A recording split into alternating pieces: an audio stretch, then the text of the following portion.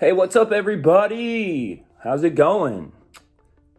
Silverback carries on. This is a fun Metcon right here. This was, it took me a second to figure out what CompTrain was talking about, but this is emergency break, and essentially you work 2 minutes and then you rest a minute, 8 rounds, and you're trying to get a certain amount of work in. So the certain amount of work is 30 cals on the assault bike.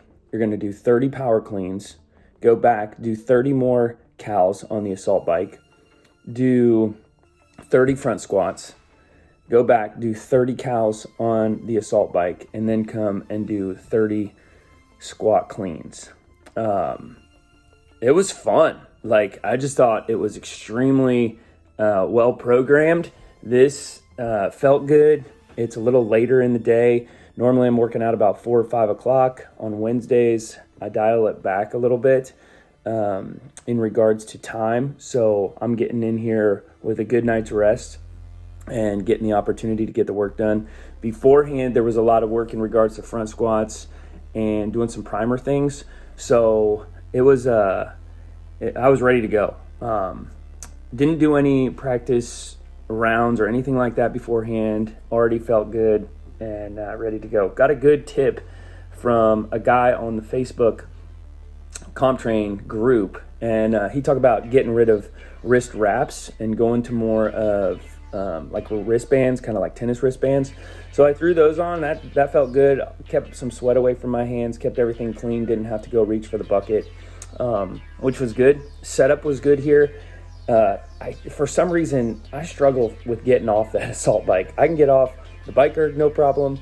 I don't know if it's just the amount of moving parts that are going on in regards to the assault bike, but I always kick that fan to get off the thing because I'm always worried that those pedals are going to hit me in the heel or bite me in the calves or whatever the case is. So that first 30 on the assault bike, I'm doing breath work, and I'm doing box breathing for a good 10 cals, and I was able to keep that up. So breath work is working.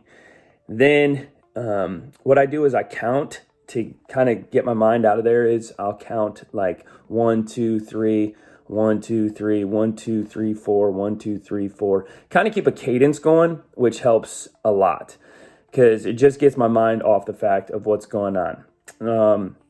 Didn't push the assault bike too hard just because I used it more of I don't want to say recovery because I was definitely working there, but I wanted to be able to get off the assault bike if I had time and be able to get back underneath that barbell. So just kind of moving through and working on that breath work and making sure that we're getting things done.